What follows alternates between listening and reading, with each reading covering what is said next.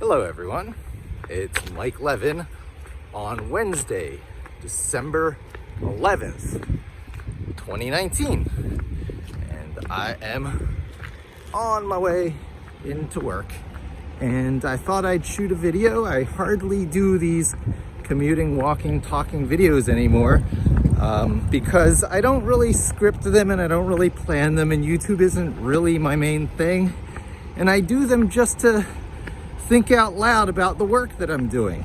And I haven't had to do that a lot recently because I haven't been aggressively developing my Pipulate system, although I am using it extensively at work. And the interesting thing there is that the package that I've released in GitHub takes you so far in being able to perform the type of work I do for SEO, but then stops pretty dramatically short of giving you what you need for, say, a full SEO suite of software, because proprietary. It is, like so many things in GitHub, more tools for building things than it is the thing itself. It's a package that you use in building your own stuff, and I've been doing plenty of my own stuff building, but that goes into private repos and not released to the public. So I've been fairly quiet recently, and I've been thinking what I want to talk about lately, what's been on my mind, is quite how much Microsoft has filled my professional toolbox again, against all odds. I have been a Microsoft hater for many years, considering them the enemy, right along with Apple, really being a Commodore person. And when the Amiga computer went away, I floundered and looked for what to take up. One of them was a Microsoft technology, which was not long after deprecated and was no more pleasant of an experience than the Amiga going away. And so I was in fool me twice mode and went looking, and finally, after trying Java and Ruby and JavaScript before Node.js and all kinds of technologies, I was even on TCL and Perl and a lot of the really old school web scripting languages. And then I came up with my criteria over time. I had built several frameworks along the lines of Ruby on Rails over the years, but never marketed them, never brought them as far along as the highly polished frameworks that are out there, and of course based them on the wrong platform in the first place for uptake, just as the platforms were becoming deprecated. So I had a whole bunch of criteria making my selection, and naturally it led me to Python, as so many other people have been led over the years. And now today, even though Java is still quite big out there in the consulting world, and it's great for certain situations, it's really a Python versus JavaScript world, with a lot of dogma and religion on both sides, where JavaScript people would never in a million years understand why you would take a Python when JavaScript runs on both the server and the browser. What else is there in the world? So Python runs on the browser in certain situations if you wanted it to. Not really a mainstream thing, it's an edge case, but it certainly runs on the server, and it runs on the drones, and it runs on the robots, and it runs on every embedded device you can ever buy. The Raspberry Pi, which had really revolutionized home hobby computing, was named Raspberry Pi for Python originally. And Python has really become sort of the lingua franca of tech. If it's not specifically web, if being web oriented is not a prerequisite, Python is usually chosen because of the multitude of already highly developed libraries that are ready for you to pick up and use for exactly that application you have in mind, even when it's an edge case. That's Python. By the way, I am walking into the ferry. You can not see the Emerald City back there, not quite shining through the snow, but I am walking to the ferry terminal this morning because I wanted to get this video out, and the snow in the background adds some interesting texture to these videos. I haven't done one of those in a long time. I used to do a lot of these videos on dog walks and stuff, and now that I don't have a dog, I don't have that time to fill, so less of these. Anyhow, Linux, Python, Vim, and Git has been the platform I've been advocating now for several years. You watch, it's going to become fairly mainstream. I want to say platform, but it's not really so much a platform as it is a set of tools, a tool set that satisfies 80% of the problems you'll encounter with 20% of the effort and the things you have to learn.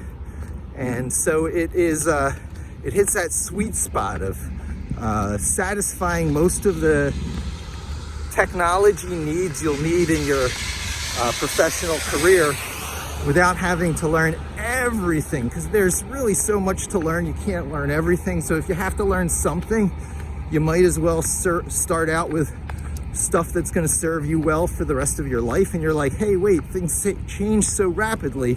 How can Linux, Python, Vim, and Git possibly serve me for the rest of my life? Well, first of all, you look at how long these things have been around and how big they've become. And really the only things that even rival it is the web. And that, dare I say, is a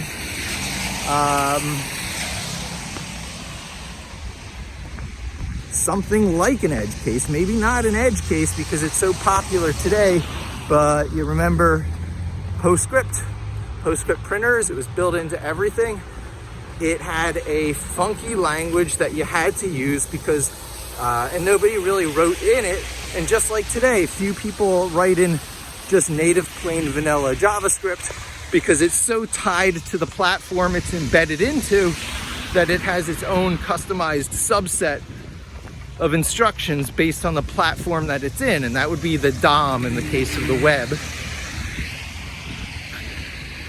And of course, platforms change. What you need to use, the libraries, you have all these vendor dependencies based on, whether you're a React.js or Angular person.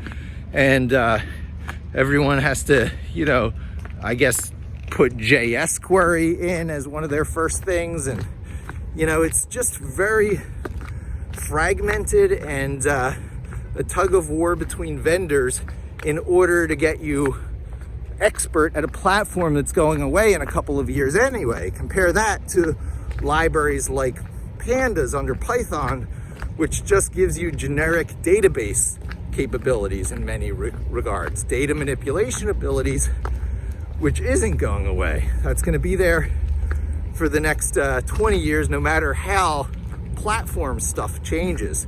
So of course our phones, our touch screens and everything, every different form factor has tremendous impact on how you do front-end JavaScript, and it puts you in this sort of rat race. Whereas the back-end stuff, not nearly so much of a rat race. And so why not use the best possible languages you can for the back end, which some might say is JavaScript on Node.js, but I say no because there's more back ends than a web server running web services. There's all kinds of back end work for which it's just ridiculous to take up languages that force you to write any more code than you really have to jump through hoops. So anyway, that's a whole sort of religion discussion there. But Linux, why Linux? Well, I started out this video saying I'm becoming a Microsoft person more and more. Microsoft is preparing to ship the Linux kernel with Windows. So that's huge. And even though Linux itself, the operating system, might not be shipped with it, you still might have to grab Ubuntu out of the Microsoft Store. The point is that Microsoft has come to understand that these very same technologies that I talk about as being the ones that have won, people are just, only just realizing it now, are the ones that Microsoft is rapidly incorporating into its DNA. So Linux right into the Windows operating system. Python, well, even though Microsoft is not yet shipping Python with Linux, there are about a zillion ways to run it. And I would point out that VB Code, I think I got it right, because I come from back in the day when it was VB Code, okay. Their IDE, Visual Studio, VS Code is what I'm trying to say. Visual Studio is their high-end IDE. They made VS Code, which is free. I want to say a free version of that, but it's almost like a completely entirely different product based on Google's technology. It's a Electron browser technology, so you can build applications out of the same things that Google used to make Chrome. So that's VS Code. That has the ability to run Python natively inside it, not just run it as you would run code from an IDE, but run it in a REPL environment, REPL, run eval print loop, which is what Jupyter Notebook does, which is the on-ramp to Python, and for many cases just technology in general, data science, coding, programming, call it what you will.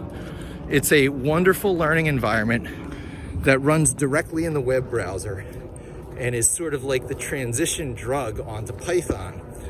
So much so that Microsoft decided to incorporate everything, I can't say everything that Jupyter Notebook does, but what Jupyter Notebook does directly into VS Code, which is a big deal.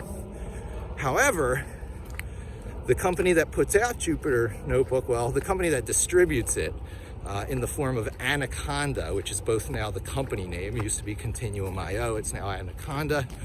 It puts out a package that you download and install.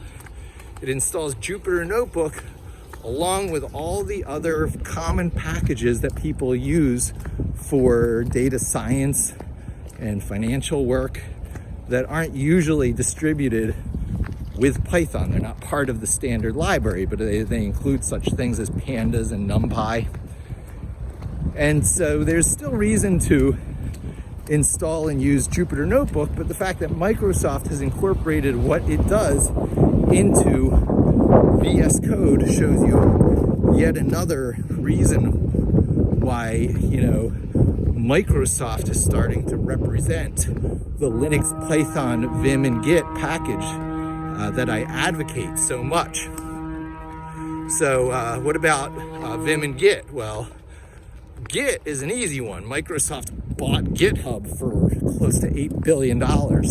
Talk about commitment, and has been continuing to, allow it to operate, and it has not ruined it. It was not like an acquire and let it languish sort of thing that, say, Google does so much to products they acquire. But GitHub is as much and more a part of everyone's developers' everyday workflow as it ever was.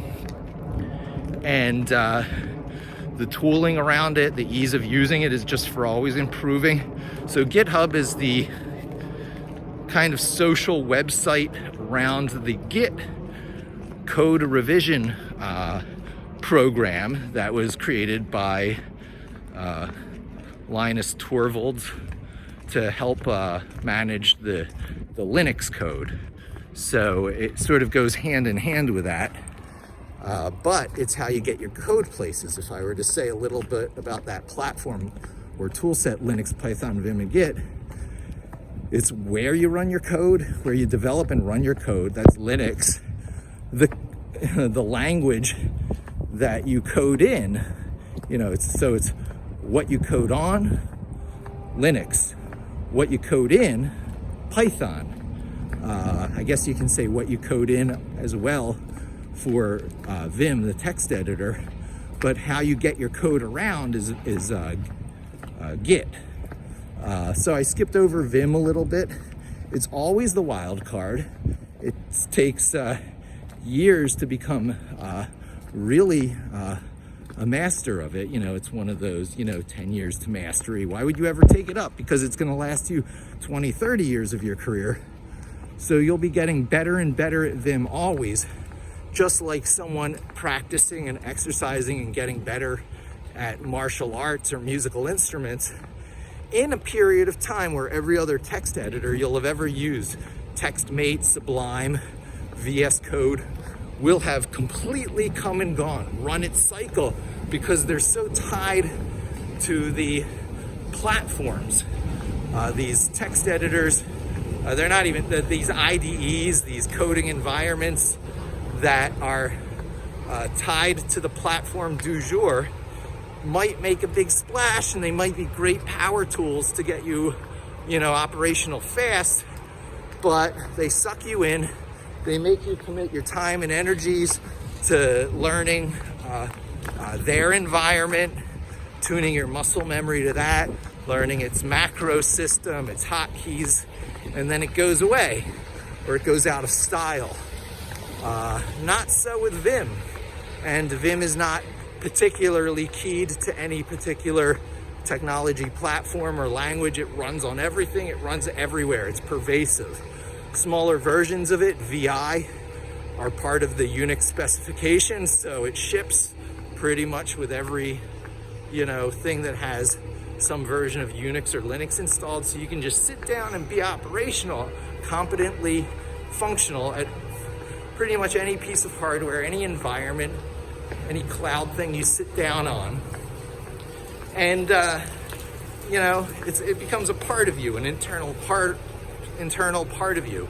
And why would you make some vendor thing that's liable to go away and has, been proven time and time again, no matter how popular they are, they go away, and you have to retrain and readapt, and so much change in your head, so much adapting to the change, that you could be using that excess capacity towards other things, towards creative self-expression and new stuff, and staying at your productivity peak for your entire career. And it's like, well, who am I advocating this? Well, Microsoft itself knows it.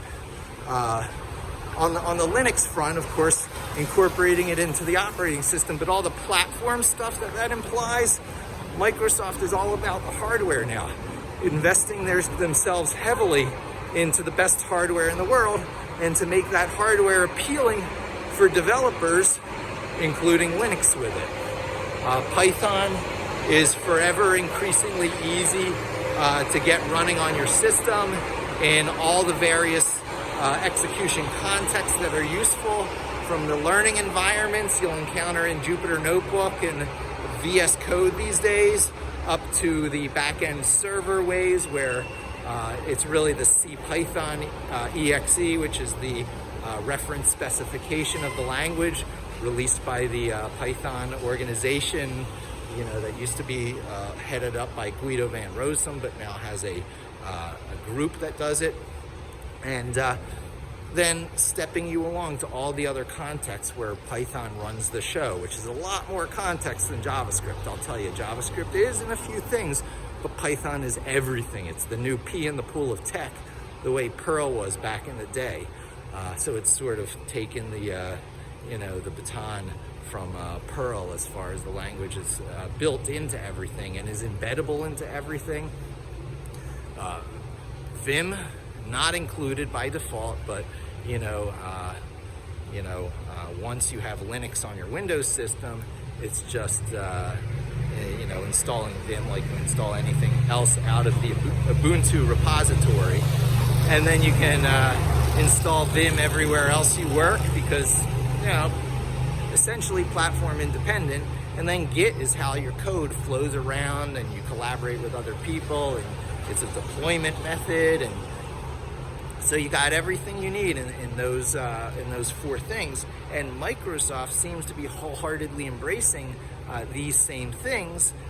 So I have become much more Microsoft oriented over recent years than I ever expected I would become, them being one of the key enemies, along with Apple and Microsoft representing a lot of bad things in tech over the years, but they have been gradually transitioning to much more mainstream and sort of like yielding to all the writing that developers and the world have seen on the wall for years now.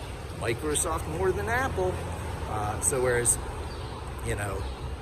Microsoft includes the Linux kernel with Windows so that you can use a genuine, say, Ubuntu repository and do all the same things that everyone else out there in the world is doing, there is no standard software repository for Apple other than the Apple Store.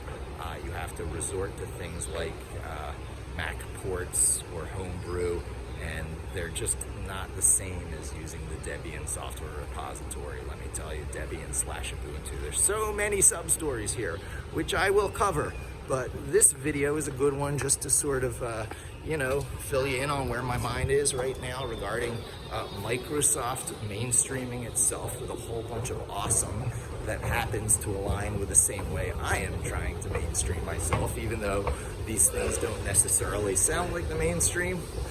Over the long haul, they are some of the few common threads through tech you will always be encountering, which will serve you well for your entire life. So anyway, I'm at the ferry now, and thanks for joining me. Hope to see you soon, and don't forget to subscribe.